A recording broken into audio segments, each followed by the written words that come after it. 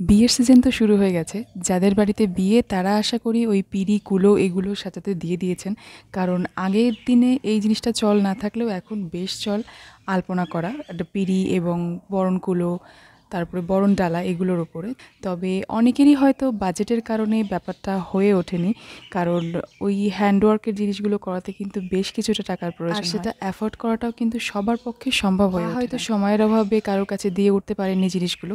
তো তারা কিন্তু বাড়িতে আজকে ট্রিকটা অ্যাপ্লাই করতে পারেন। আমি আমার বিয়েতে আমাদের বিয়ের যে পিঁড়িটা ছিল সেই পিঁড়িটা এইভাবে সাজিয়েছি। তখন সোশ্যাল মিডিয়াতে আমি কাজ করতাম না, আর এই ছোটোখাটো বিষয়গুলো নিয়ে ছবি তুলে সেগুলো পোস্ট করতেও খুব একটা পছন্দ করতাম না।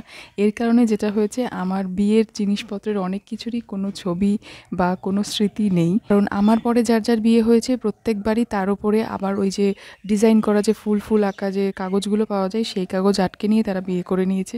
মানে আমার ডিজাইন করাটা আর এখন নেই, তাই আপনাদের দেখাতে পারলাম না। আর আমার এই বাড়িতে মানে শ্বশুর বাড়িতে বিয়ের পিঁড়িও নেই, তাই আমি আজকে এইটা ইউজ করছি।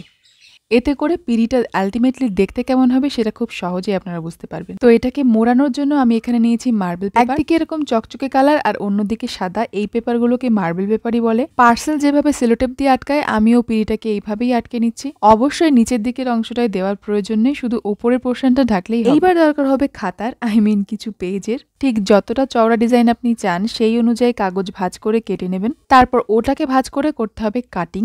এই দুটো জিনিসই একেবারেই আপনার মতন, আপনি যেভাবেই কাটুন না কেন সুন্দর একটা ডিজাইন হয়ে যাবে। তবে আমি আজকে একটা আপনাদের জন্য খুব সিম্পলের মধ্যে সুন্দর একটা ডিজাইন দেখিয়ে দিচ্ছি। যেভাবে ভাঁজ করলাম আর যেভাবে কাটছি কাগজটাকে, এরকম করলে দেখবেন আপনাদেরও সেম ডিজাইন তৈরি হবে। তবে ভাঁজ অথবা কাটিং যদি একটুখানি আলাদা করে দেন ডিজাইনটা কিন্তু সম্পূর্ণ অন্যরকম হবে। যাই হোক, ডিজাইনটা কিন্তু কমপ্লিট হয়ে গেছে। এবার খুললে দেখুন কি সুন্দর একটা পাড়ের ডিজাইন হয়ে গেছে।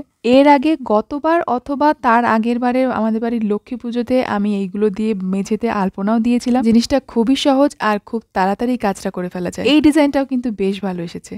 আমি এখানে নিয়েছি মটপজ গ্লু, মানে 1.5-2 চামচ ফেভিকলারের সাথে 1/2 থেকে 1 চামচ পর্যন্ত জল ভালো করে মিশিয়ে ওই মিশ্রণটাকে ঠিক এইভাবে অ্যাপ্লাই করতে হবে। কাজটা একটু ধৈর্য ধরে তাড়াতাড়ি করতে হবে, না হলে কাগজটা নরম হয়ে ভিজে যাবে আর উঠতে চাইবে না মেঝে থেকে। ছোট ছোট ডিজাইনের ক্ষেত্রে খুব একটা অসুবিধা হয় না, তবে বড় ডিজাইনের ক্ষেত্রে পুরো আঠাটায় ওটা যখন ভিজে যায় তুলতে একটু অসুবিধা হয়। আর একটা জিনিস হলো, একবার আঠা অ্যাপ্লাই করার পর ওই সেম জায়গাতে আরেকটা বসিয়ে দিলে না মেঝের সঙ্গে ওটা আটকে যায়। তাই প্রতিবারই একটা ডিজাইনের উপর আঠা অ্যাপ্লাই করার পর জায়গাটাকে একটুখানি ক্লিন করে নিয়ে তারপরে আবার আরেকটাতে অ্যাপ্লাই করতে হয়। এই ব্যাপারটা থেকে যদি একটু ঝামেলা মনে হয় তো সেক্ষেত্রে আর একটা কাজ করতে পারেন। যেই জায়গাতে আলপনাটা আটকাবেন আলপনার মাপে সেই জায়গাটা পুরোটা ব্রাশ দিয়ে এরকম আঠা লাগিয়ে দিন, আর তারপর এই আলপনা করা পেপারটা আটকে দিন। ফিনিশিং এর কথা যদি বলি, এইটার থেকে আগের টেকনিকের ফিনিশিংটা বেশি ভালো আসে। একদম বোঝাই যায় না যে ওটা আলাদা করে বসানো হয়েছে। চারিদিকে ডিজাইন করার পর মাঝখানটা এরকম একটা গোল একটা ডিজাইন কেটে বসিয়ে দিয়েছিলাম আমার বিয়ের দুটো পিঁড়িতেই।